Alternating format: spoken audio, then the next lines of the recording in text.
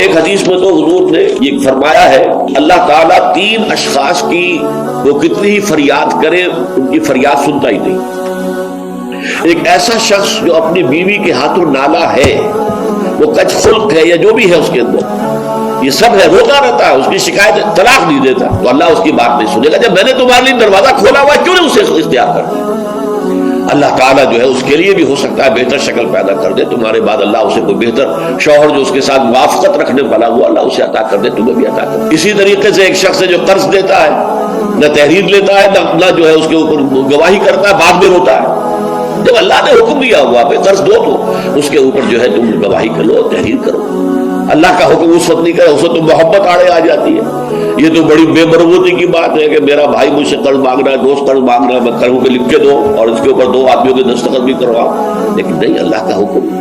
اب اگر تم نے وہ حکم نہیں مانا اب مت رو، اللہ تعالیٰ تمہاری جو ہے وہ جو بھی تمہاری فریاد نہیں سنے گا۔ یہ میں روایت آپ کو سنا دیتا ہوں۔ وقد روى شعبة عن فراس من الشعبي عن ابی بردہ عن ابی موسیٰ قال ثلاثة يدعون الله فلا يستجيب لهم۔ 3 قسم کے لوگ وہ ہیں جو اللہ کو سے دعائیں کرتے ہیں، اللہ ان کی دعا قبول نہیں کرتا۔ رجل كانت له امرأة سيئة الخلق فلم يطلقها، ایک آدمی وہ ہے جس کی بیوی جو ہے وہ بہت ہی کج خلق ہے لیکن اسے طلاق نہیں دیتا۔ ورجل آتى ماله سفيا وقد قال الله تعالى لا تؤتوا السفهاء أموالكم، اور ایک ایسا انسان جو کہ کسی نادان ناسمجھ کے حوالے اپنا مال کر دیتا ہے، جبکہ اللہ تعالیٰ کا حکم ہے کہ ناسمجھ لوگوں کے حوالے اپنے مال نہ کرو۔